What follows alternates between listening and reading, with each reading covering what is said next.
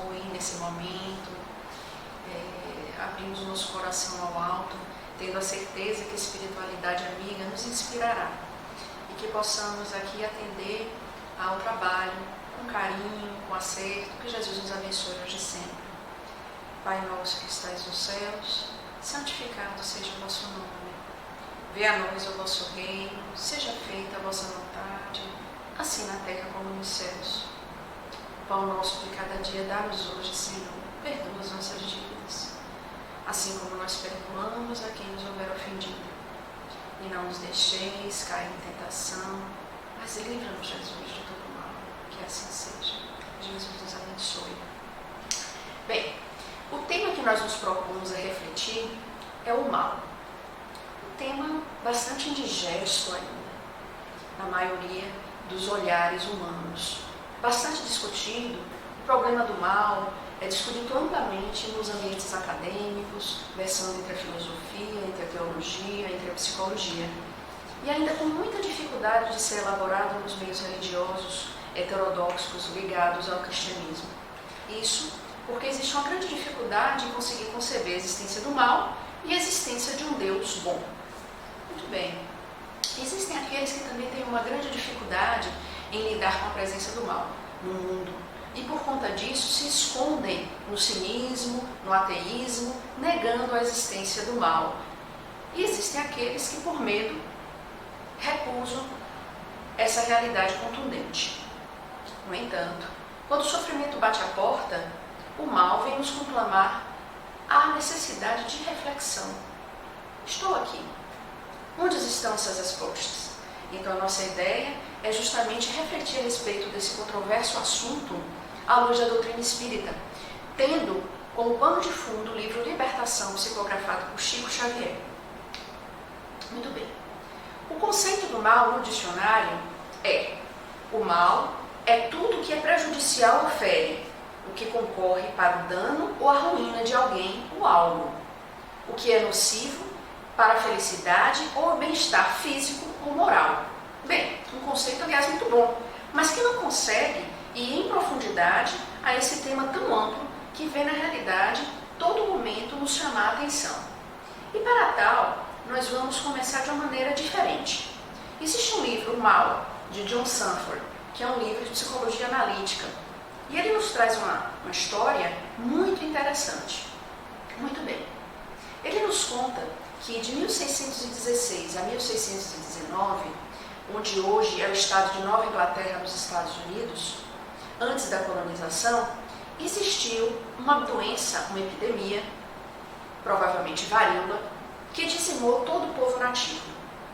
Morreram crianças, velhos, e o povo foi completamente dizimado. Acredita-se que essa doença tenha vindo através de um navio negreiro inglês. O fato é que a civilização autóctone deixou de existir. Muito bem. Em 1620, os puritanos, colonos puritanos norte-americanos, chegaram a essa terra.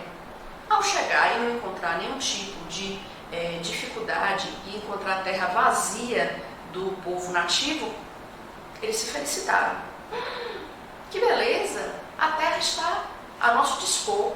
Os clérigos ligados aos colonos daquela época, inclusive, fizeram algumas afirmações no seguinte tom: a providência divina, Deus, veio antes de nós, a fim de que possamos, de fato, civilizar essa terra.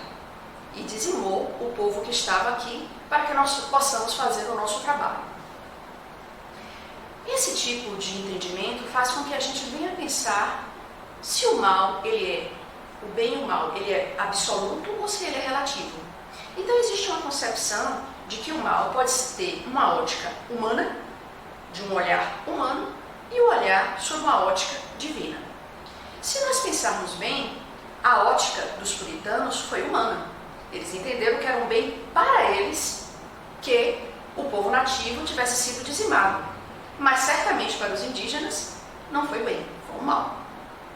Então existe uma relatividade da concepção humana quando nós estamos diante do mal, porque ainda nós temos um olhar estreito. Quando nós vamos para o olhar na ótica divina, traz uma outra concepção, que é o olhar de Deus. Muito bem. Na psicologia analítica, entende-se o olhar humano como o olhar do ego. O que é o ego? O ego é a estrutura central da nossa personalidade. A estrutura que caracteriza os nossos poderes de consciência. Então, é o centro da personalidade consciente que faz escolhas, que sofre, que se alegra, que faz a gente viver. É a nossa consciência enquanto personalidade, no seu sentido junguiano. E o si mesmo é uma abrangência maior, é o centro da personalidade total. Ele abrange o ego e transcende o ego. Dessa feita é entendido como o centro. E se faz um vínculo, o entendimento de que é uma personalidade crística em nós, Deus em nós. Muito bem, o olhar dos colonos puritanos era um olhar egocentrado. Existia uma única maneira de ver o que era o mal, o que era o bem. O mal era aquilo que pudesse nos prejudicar e o bem era aquilo que nos favorecia em detrimento até do sofrimento do outro. O olhar divino traz uma outra percepção. Existe um caso também nesse mesmo livro que é muito interessante, que é o caso de Moisés e um anjo. Eles chegam a uma determinada aldeia e nessa aldeia o anjo seguindo Moisés, ele encontra barcos e o anjo afunda os barcos. Moisés se choca. Que violência! E continua andando com o anjo. Mais adiante passa um rapaz. O anjo fulmina o rapaz. Moisés ficou chocado. Meu Deus! Como assassinou o rapaz? Numa terceira instância, existe um muro. O anjo derruba o muro. E ele fica chocado. Muito bem. Os navios que tinha sido afundado pelo anjo, na realidade, iam ser atacados. Posteriormente, eles iam ser roubados e a aldeia ia ser dizimada através dessa violência.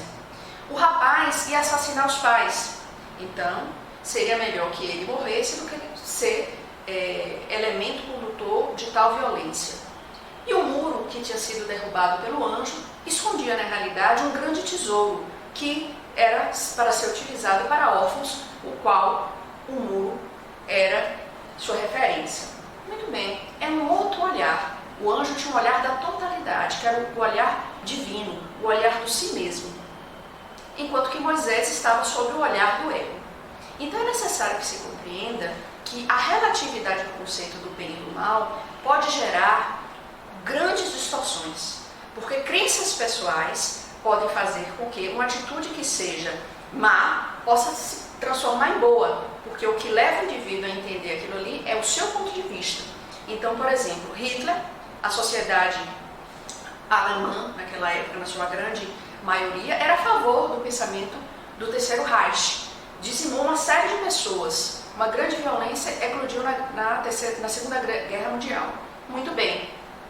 Sob o olhar dessas pessoas, era um bem. Mas nós vemos depois de forma prospectiva, posterior, que foi um grande mal. Então, Kardec vem nos auxiliar com a seguinte concepção: o bem é tudo aquilo que está conforme a lei de Deus, e o mal é aquilo que dele se afasta. Então, o indivíduo que entende a percepção do bem e do mal sob a ótica divina, ele tem uma maneira mais elástica de compreender tudo isso. Mas, diante dessa condição, como discernir o que é bem ou mal? Quem nos auxilia? Jesus. Tudo quanto quereis que os homens vos façam, assim também vós a eles, pois esta é a lei dos profetas. Está lá em Mateus, capítulo 16, versículo 27. Nos conclamando a uma percepção do mal ou do bem, tendo a nós como referência, como um elemento referencial e resultante daquela atitude. Então, se o bem é um bem para mim, será um bem para o outro. Se é um mal para mim, certamente será um mal para o outro. Então, uma regra muito prática, muito lúcida e concernente realmente com a lei divina. E Kardec continua nos auxiliando no Livro dos Espíritos, e ele pergunta, sim, então, para que a gente consiga definir discernir o que seja o bem ou o mal para com o outro, a regra de Jesus: não façais ao outro o que não queres que faça contigo. Mas é contra nós mesmos. Como nós podemos entender o que seja o mal? E os Espíritos, no Livro dos Espíritos, responde essa pergunta a Kardec. Eles nos dizem o seguinte: a medida da tua necessidade é que indica, ou seja, quando nós paramos e temos a possibilidade de refletir dentro de nós mesmos, nós vamos encontrar a medida do bem ou do mal que nós possamos fazer para nós mesmos. Exemplificando, um indivíduo, e esse exemplo está lá no Livro dos Espíritos, é um glutão, come muito. Se ele come, ele vai adoecer. Adoecendo, ele está ultrapassando o limite da sua necessidade primária, a necessidade de comer tanto. Então existe a necessidade de um olhar de qual seja a nossa real necessidade. E Kardec continua estudando no problema do mal em A Gênese. E ele fala, bem, qual a origem do mal? Muito bem. Ele fala: sendo Deus o princípio de todas as coisas, e sendo todo sabedoria, todo bondade, todo justiça, tudo que dele procede, há de participar dos seus atributos. O mal que observamos não pode ter nele a sua origem. Muito bem. Então, concebendo um Deus bom, não se pode entender que o mal do mundo venha oriundo deste Deus que é perfeito e magnânimo. Então, de onde vem o Deus? Será que existe uma outra potência tão poderosa quanto o próprio Deus? Por exemplo, uma figura maléfica como Satanás ou qualquer outro nome que se queira dizer? Isso é estranho. Será que existe uma rivalidade entre o bem e o mal no mundo? Segundo Kardec, não é isso que a gente observa na natureza. Na natureza nós conseguimos perceber uma unicidade, uma uniformidade de pensamento, o que contraria a percepção de que existiriam duas forças potentes, igualmente potentes, o bem e o mal, ou seja, Satã, na concepção judaico-cristã, e Deus. Não é convincente. Será que Deus gerou um poder, uma figura destinada ao mal? Também isso trai a concepção inicial de que Deus é bom. Iria criar uma figura destinada ao mal, a fazer o mal, contraria a concepção de bondade absoluta desse Deus.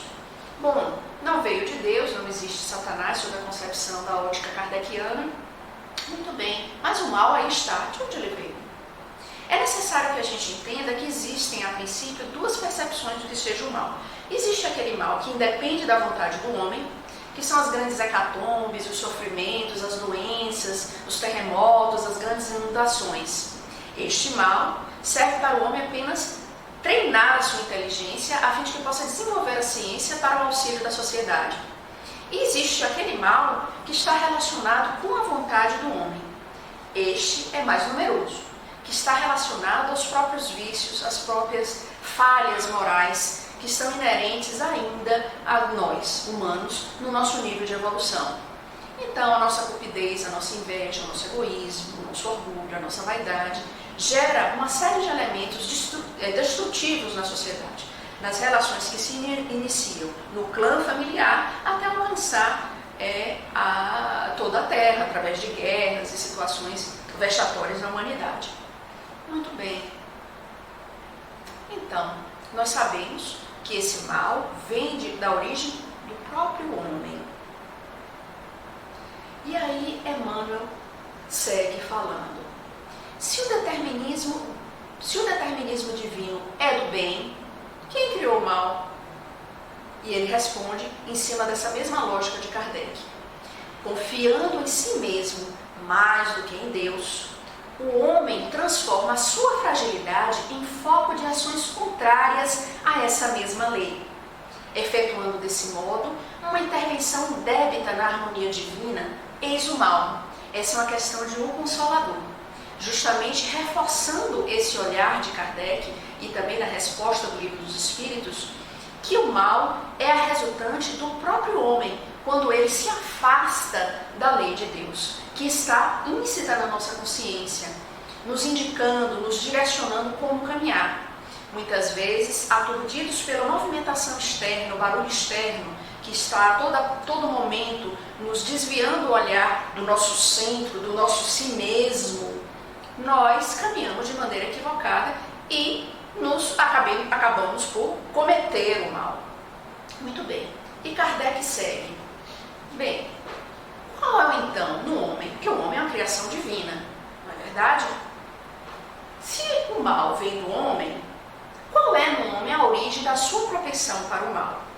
Segundo a Gênese, ele responde da seguinte maneira: o instinto de conservação e as paixões são os elementos que são relacionados com a propensão do homem para o mal.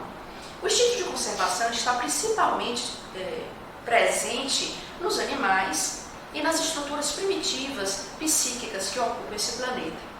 Muito bem. Esse instinto, nessa origem animal, é bastante útil, foi criado por Deus. As paixões, o grande problema desse instinto de conservação é que nós abusamos todos esses elementos. Então, o indivíduo, o espírito, ele está na sua fase animal, ele necessita desse instinto de conservação para que ele possa procriar, para que ele possa desenvolver a sua inteligência. No momento em que ele vai desenvolvendo, saindo do instinto e desenvolvendo para a inteligência, ele tem uma necessidade de buscar uma outra plataforma de aprendizado, que não é mais o instinto de conservação. Quando ele vai alcançando maior desenvolvimento da sua inteligência, é necessário que se desvincule desse instinto de conservação, dessas paixões. E não só na Gênese, mas também no Livro dos Espíritos, deixa muito claro, o problema não são as paixões, porque elas são úteis em determinadas instâncias. A grande questão é o abuso que dela fazemos, e isso é que traz a distorção e a propensão do homem ao mal. Então é necessário, dessa maneira, uma ótica mais profunda do que seja o mal em nós, e mais adiante nós vamos falar sobre isso. Kardec segue. Todos os espíritos passam pela fieira do mal para alcançar o bem? Isso está em um livro dos espíritos. E aí os espíritos nos respondem na questão 120. Não pela fieira do mal, mas pela da ignorância. É interessante essa resposta, porque a ignorância, ela tem a ver com o não saber, com a necessidade ainda de aprendizado. Por exemplo, é um exemplo também muito dado nas obras de Kardec, a respeito dos antropófagos, aqueles índios que têm o instinto de comer carne humana. Eles são culpados pelo mal que fazem? Não, porque eles não têm lucidez. Eles ainda estão movidos pelo instinto de preservação, de conservação. Eles precisam comer carne humana ou comer uma fruta. Para o antropófago não há nenhum tipo de dificuldade. Mas o mal existe à vontade.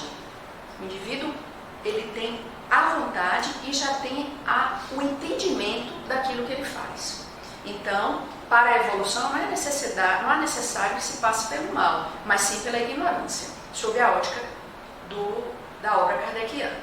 Muito bem, continuando sobre esse tema, é impossível não tocar sobre esse assunto. E o inferno? Qual é a concepção do inferno para nós espíritas? Muito bem.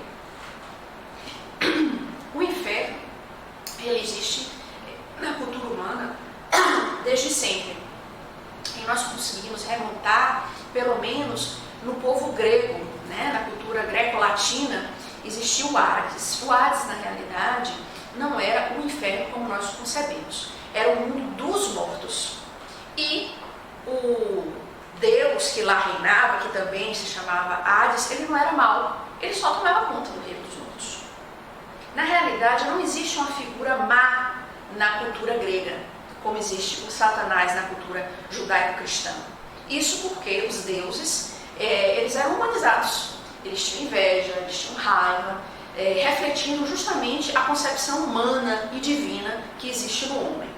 Muito bem, no Hades existiam vários níveis, e aquele que corresponderia, o que hoje a gente entende como inferno, é o Tártaro, onde existiam torturas físicas bem personalizadas, como por exemplo a de Ixion, onde Ixion, por tentar seduzir Hera, que era a esposa de Zeus, foi condenado a ficar preso numa roda toda a vida. E essa roda era fervente, era ligada ao fogo, enfim. Ou então, em relação às Danaides. As Danaides, elas matavam os próprios maridos e elas foram condenadas a encher um tonel sem fundo, indefinidamente, caracterizando aquele sofrimento contínuo que nunca tem solução. Então, é de um simbolismo muito grande. E o que nós conseguimos perceber é que o inferno cristão, que é o que a gente vai falar agora, é um pouco mais agressivo, mas é oriundo desse mesmo pensamento greco-latino, greco-romano, né? Muito bem. No Hades, não existia, por exemplo, a alegria dos deuses, daqueles frequentadores do céu, do grego que seriam os campos elíseos, no sofrimento daqueles que estariam sob essas torturas. Já existe uma descrição na literatura ligada ao cristianismo, principalmente medieval, de caldeirões ferventes, onde ficavam aqueles pecadores sofrendo, e que os anjos iam abrir a tampa do caldeirão e ficar ali olhando aquele sofrimento. Então existe uma tinta, né, sádica, certamente oriunda justamente da percepção humana de ver o mal, que traz uma severidade maior ao inferno cristão, onde se entende que sejam lugares abaixo da terra, mergulhadas em grande terror, violência, enfim. E nós espíritas compreendemos na nossa literatura, principalmente, não só a codificação kardeciana, mas também na literatura proveniente da psicografia do Chico Xavier, a concepção de umbral, que hoje ela está mais conhecida, que seriam regiões próximas à crosta terrestre, que estariam relacionadas a situações, a lugares onde existe um conglomerado de pessoas que ainda estão vinculadas ao mal. Muito bem. E ele ainda coloca colônias purgatoriais organizadas para o trabalho expiatório. Esse é um conceito dado por Flaccus no livro Libertação. Então, são lugares que existem, onde esses espíritos ainda vinculados ao mal, por afinidade psíquica, se reúnem e ali se impõem a eles mesmos sofrimentos de toda a ordem. Muito bem. Então, vamos entrar agora um pouquinho sobre esse livro tão interessante que o trabalho de Chico Xavier trouxe através da sua psicografia maravilhosa. O livro Libertação é muito interessante, eu gostaria de falar algumas coisas. Primeiro, no livro Testemunhos de Chico Xavier, existem cartas, que são cartas é uma correspondência entre Chico e Vantuil de Freitas, presidente da Federação Espírita, onde ele nos informa que André Luiz entrou em contato com Chico antes de nosso lar, cerca de 2 anos. Emmanuel apresentou Chico a André Luiz, e André Luiz começou a conviver com Chico durante 2 anos, a fim de que fosse azeitando aquela relação psíquica, justamente antevendo a grandiosidade da feitura da obra que ainda estava por vir. Muito bem. E André Luiz conversava com Chico, falava sobre muitas coisas do segundo reinado, e Chico criou um vínculo psíquico com André Luiz, ao ponto de, em 1943, iniciar a obra que versa sobre a descrição do mundo espiritual sob a ótica de André Luiz, através da psicografia luminosa de Chico Xavier. E Libertação está justamente nessa série, assim determinada pela Federação Espírita,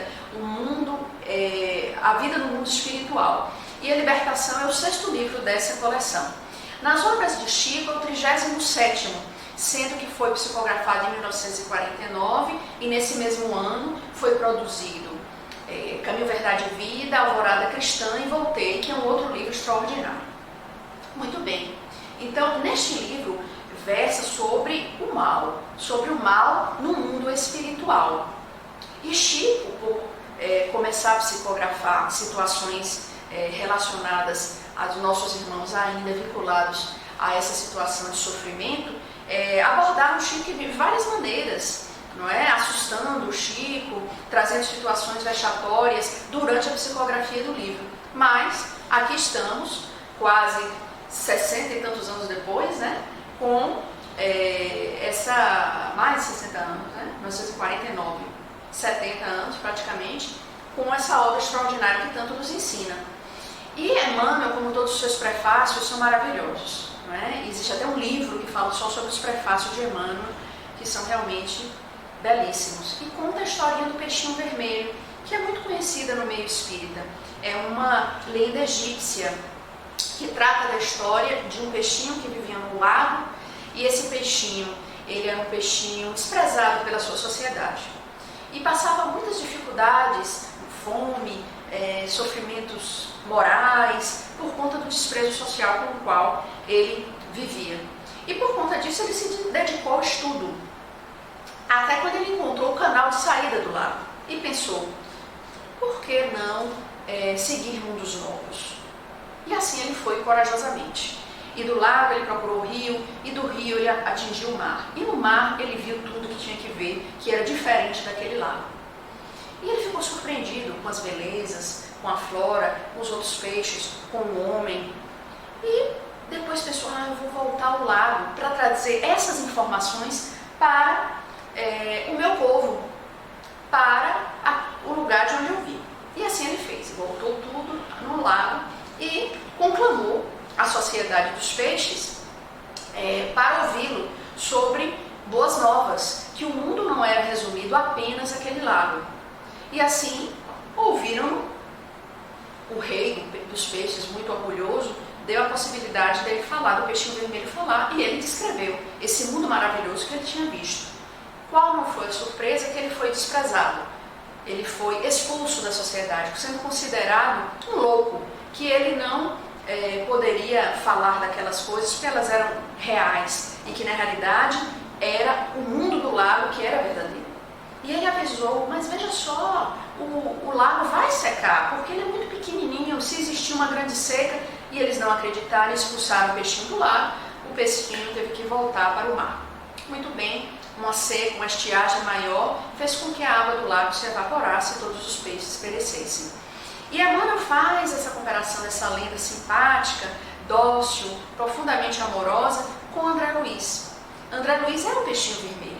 É aquele que veio trazer informações que chocam a humanidade de agora e que faz com que haja uma grande desconfiança. Isso não é ficção científica? Vocês têm certeza? Isso porque o nosso olhar é um olhar ainda profundamente materialista. Há de se ter uma necessidade na nossa percepção espiritual.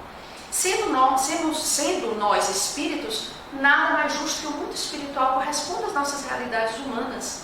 E assim, André Luiz traz a informação do mundo espiritual. E mais desafiador ainda nesse livro, porque traz o mal na sociedade humana sob a ótica do mundo espiritual. Então, bastante desafiador. Resumidamente, porque não existe a intenção de falarmos sobre todo o livro, porque é um livro denso, rico de muitas informações, traz assuntos delicados relacionados à obsessão, relacionados às relações com o próprio mal, com a existência de colônias purgatoriais. Não há como exaurir esse tema, mas resumidamente nós podemos dizer o seguinte: existem alguns personagens que é necessário que a gente entenda. André Luiz, que é conhecido, que faz várias visitas, para aqueles que não conhecem, né? Várias visitas a várias circunstâncias espirituais, no mundo espiritual, sempre acompanhado com um companheiro de aprendizado, que nesse livro é o Eloy. O Gúbio, que é um instrutor, benfeitor espiritual, que orienta André Luiz e Eloy. Muito bem. Gúbio é um espírito de alta patente espiritual e de alto desenvolvimento espiritual. Matilde também. Matilde solicita de Gúbio que ele possa resgatar duas pessoas importantes. Ela quer resgatar o próprio filho, que é o Gregório, que é um ser que se auto-intitula como juiz do mal, do mundo. Então ele ocupa uma posição de severidade, de agressividade, de acúmulo, de rebeldia, e ele é o chefe dessas colônias purgatoriais. E Matilde quer resgatá-lo a uma condição de espiritualidade maior. E, para tanto, ela precisa auxiliar também Margarida.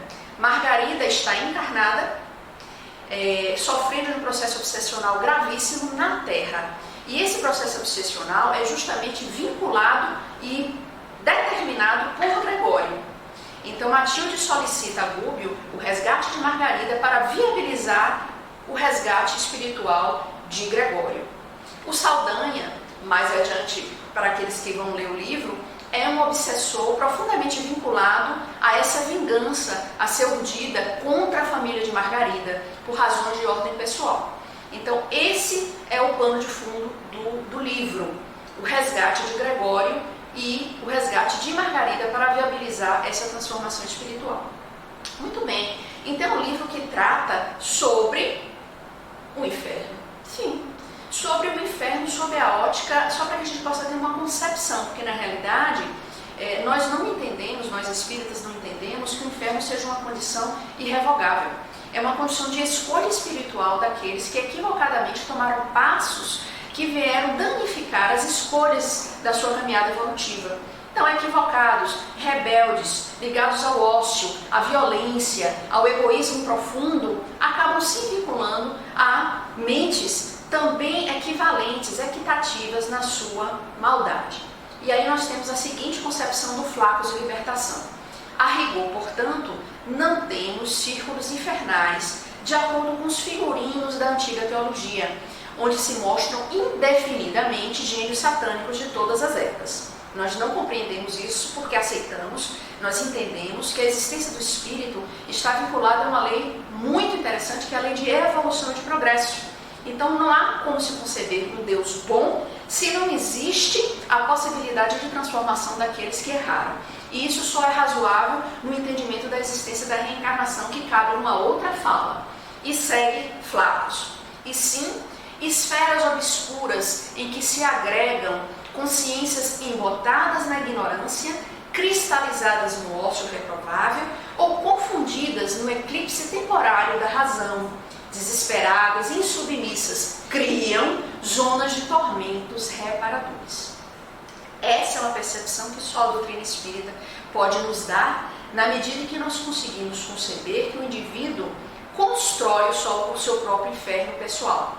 Inicia dentro de si. E de tanto o indivíduo viver sob aquela tônica do mal, do egoísmo, da rebeldia, ele cria para si, no mundo espiritual, essa condição dita infernal, que é descrita nesse livro através dessas colônias voltadas ao mal. Muito bem. No início do livro, Flacos fala sobre... ele faz uma palestra para aqueles indivíduos que vão lá, no caso o Gúbio, o André Luiz e o Eloís, resgatar essas figuras que estão lá relegadas a essas colônias de sofrimento. E ele nos fala algo muito interessante, que é de um conteúdo profundamente evangelizado. Ele diz assim: a severidade pertencerá ao que instrui, mas o amor é o companheiro daquele que serve.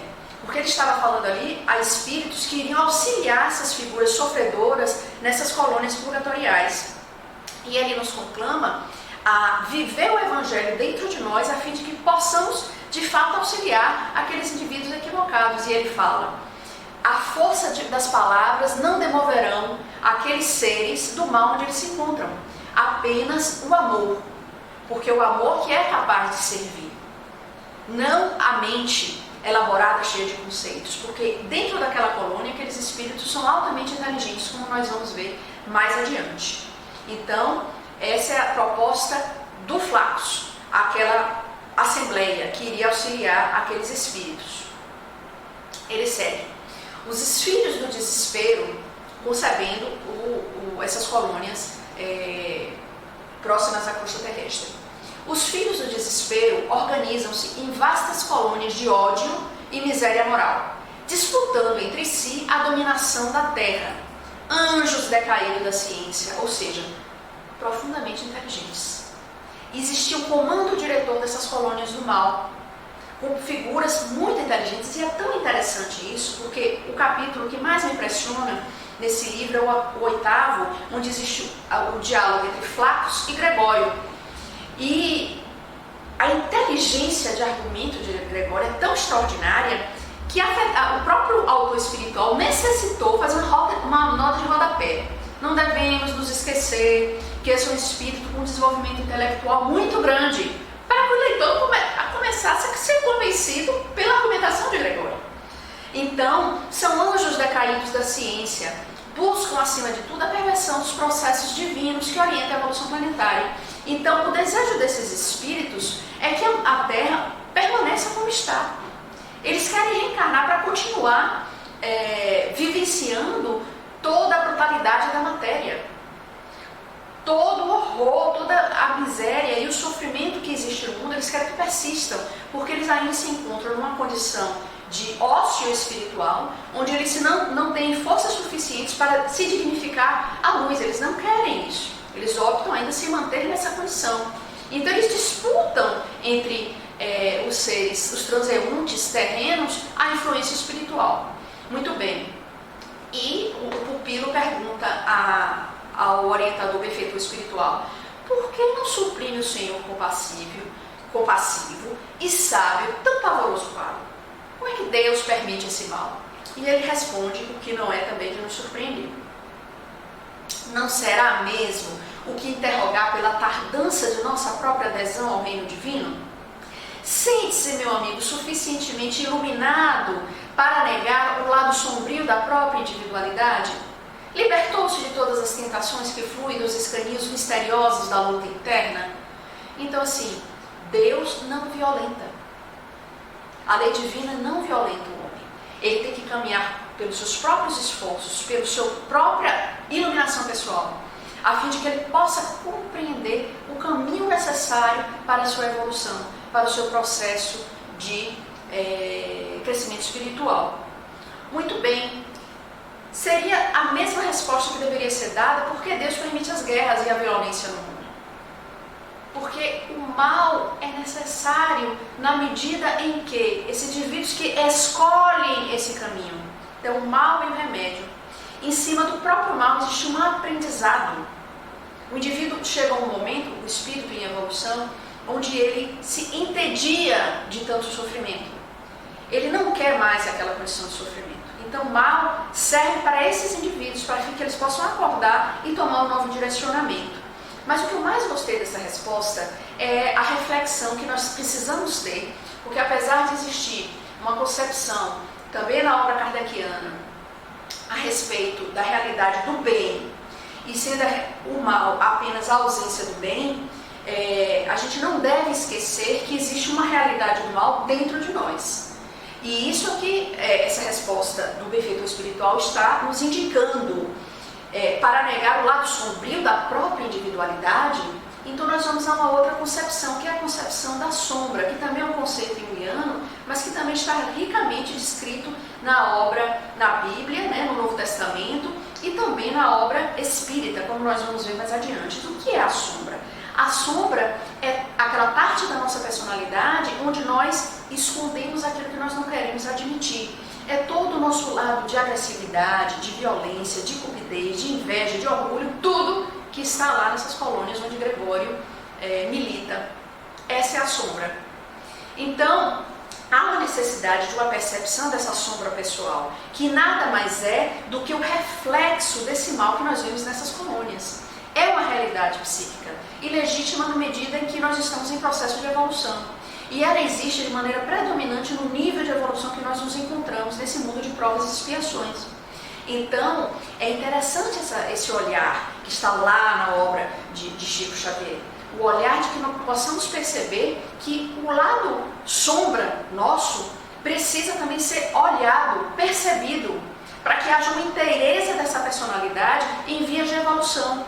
Porque se nós apenas localizarmos o nosso olhar para o nosso lado bom, que também existe, esse lado mal cresce exponencialmente e ele toma conta. Nós não conseguimos ter forças para submeter esse lado mal. Não conseguimos ter forças para isso.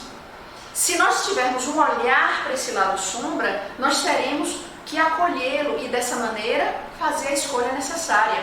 Existe uma pequena lenda, um pequeno diálogo de um entrevistador, um jornalista, não me recordo muito bem, mas com um índio norte-americano, e ele fala que existem dois cães que vivem dentro dele, um bom, manso, pacífico, e um outro extremamente agressivo e violento, que luta o tempo todo dentro dele.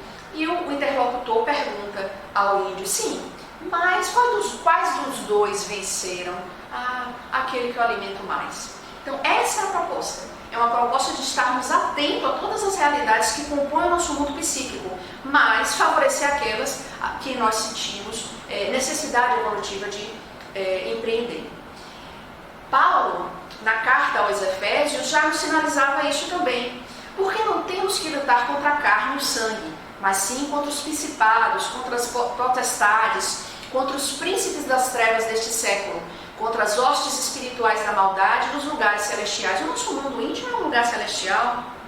Então, o que é que Paulo está querendo nos avisar? Que nós devemos estar atentos a esse mal dentro de nós. Essas escolhas que estão vinculadas às nossas escolhas no passado. E Paulo ainda também nos fala, o bem que eu quero fazer, esse eu não faço, mas o mal que eu não quero, esse eu faço. Trazendo ainda o nosso conflito interno contínuo e que versa e caracteriza a nossa evolução nesse momento. Emmanuel, comentando essa passagem Pão Nosso, fala: o silencioso e incessante conflito entre os discípulos sinceros e as forças da sombra está vinculado em nossa própria natureza, porquanto nos acompliciávamos abertamente com o mal em passado remoto. Então, está aí respaldada na literatura espírita a existência da sombra como elemento da personalidade psíquica do homem. E num capítulo chamado Entendimento, existe essa fala. Matilde quer abordar Gregório, mas ela fala: há 50 anos, porém, já consigo aproximar-me dele mentalmente. 50 anos. Recalcitrante e duro, a princípio, Gregório agora experimenta algum tédio. Já lhe surpreende no espírito rudimentos de necessária transformação. Muito bem, o indivíduo de tanto errar, de tanto mergulhar no egoísmo, ele cansa. Ele exaure as suas forças espirituais. Ele busca Deus. Ele não consegue mais seguir. E aí nós vamos ver no livro que isso de fato acontece. Muito bem. Numa Cidade Estranha, um capítulo de libertação onde descreve a colônia espiritual. André Luiz, Gubbio e Eloy mergulham em vários níveis, descendo, como ele mesmo coloca, a regiões próximas à crosta terrestre, no ambiente espiritual, e vão sentindo a densidade daqueles fluidos mais embrutecidos e brutalizados. Eles têm dificuldade de volitar. O ambiente é obscuro, não se observa muito bem o sol. As plantas são ressequidas, como galhos distorcidos, que sugerem braços pedindo socorro. Os animais são aves agoureiras, parecendo corvos que gritam, são aves feias. O solo, charco, lodo, umidade, sujeira, tudo deprimente, muito sofrimento. Os moradores, aqueles que estão lá temporariamente, profundamente desagregados do ponto de vista perispiritual, onde caracteriza a violência da vestimenta, a violência da sua expressão verbal, um português degradante, como André Luiz fala, música agressiva, sempre com apetrechos de luta e de ferir. Então são seres ainda distorcidos perispiritualmente, onde existem caratonhas, faces distorcidas, adoecidas, que povoam esse ambiente. Então, André Luiz, Eloy e Gubbio mergulham nessa condição espiritual. Eles adaptam o espírito para espírito ainda já luminoso desses espíritos àquela condição de obscuridade. E existe uma descrição, inclusive, da dificuldade de respirar. Eloy se joga ao chão, não aguenta, fica como morto, tentando aspirar aquele conteúdo psíquico, não é? Porque em última instância é de fato psíquico e por isso material naquela circunstância, agregando aqueles fluidos deletérios ao próprio perispírito. André Luiz e Gubbio, palidíssimos, mas sofrendo todo aquele mergulho naquele desenvolvimento, naquela queda espiritual daquela circunstância. Muito bem. E aí, novamente, lembra o nosso irmão Gubbio que os gênios no momento que ele vê aquelas figuras sofridas, que os gênios malditos, os demônios de todos os tempos, somos nós mesmos.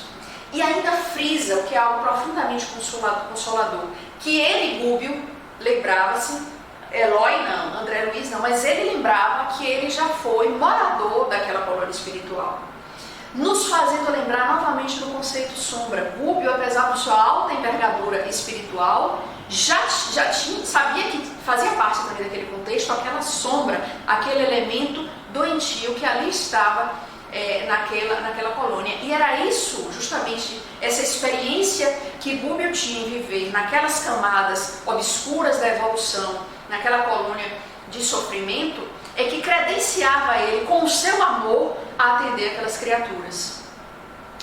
E isso ocorre por causa da matéria mental. Então esses espíritos, eles vibram num tal nível de desencontro espiritual, de sofrimento, que eles criam concretamente a existência desse mundo de sofrimento. E isso existe uma outra concepção e mecanismos da mediunidade. Encontraremos a matéria mental que nos é própria em agitação constante, plasmando as criações temporárias adstritas à nossa necessidade de progresso. Então a mente daqueles espíritos plasmam aquelas estruturas que nós descrevemos a respeito da cidade estranha, com tanta feiura, com tanta situação de sofrimento. E Jesus nos fala, então dará cada um segundo as suas obras, sinalizando justamente que aqueles indivíduos que estão passando por aquela situação de sofrimento, vexatórias, que estão ali ligados àquelas colônias, é a resultante da própria semeadura desses espíritos quando encarnados. Então, é um alerta para nós, espíritas, do andais enquanto tendes a luz. Andais enquanto tendes a luz, para que as trevas não vos apanhem caminho, porque quem anda em trevas não sabe para onde vai. Essa é a fala de Jesus. Então, aproveitar o momento da reencarnação para semear a nossa luz. Porque nós não estamos, apesar de estarmos no mundo de provas e expiações, nós estamos, de fato, resgatando situações dolorosas do passado, mas estamos também num processo de semeadura. Então, enquanto temos a luz, vamos semear o bem. Vamos trazer dentro do nosso coração sentimentos de bondade, esforçarmos através do trabalho para com o outro, as renovações dos nossos conceitos. Vamos, enfim, vislumbrar a presença do Evangelho em nosso coração através do esforço diário, da reflexão íntima, e que possamos utilizar de todas as ferramentas do conhecimento humano, na psicologia, na filosofia, o que for, para adentrar ao reino de Deus, que não é um mundo externo, é um mundo interno, que nos convoca ao religamento com o Pai. Então, andais enquanto tendes a luz é a proposta. E para terminar, na questão 932, por que no mundo os maus tão frequentemente sobrepujam os bons em influência? Questão 932 no Livro dos Espíritos. Pela fraqueza dos bons. Os maus são intrigantes e audaciosos, os bons são tímidos. Quando estes quiserem, dominarão. Quiserem. Como é que está o nosso querer? Como está o nosso querer? É necessário que a gente tenha uma percepção fiel, verdadeira, da nossa realidade de querer a presença de Deus em nós. Estamos querendo verdadeiramente seguir ao Cristo? Ou ainda somos reticentes nessa caminhada? Nós estamos ainda no mundo de provas e expiações. A predominância do mal ainda se impõe. E se impõe porque ainda nós estamos tímidos. Nós ainda temos dificuldade de pagar o preço, de seguir junto a Jesus. E que possamos, nessa oportunidade, refletir profundamente nessa condição do mal na terra, do mal em nós. Que Jesus nos abençoe, nos ampare e nos ilumine. Muita paz.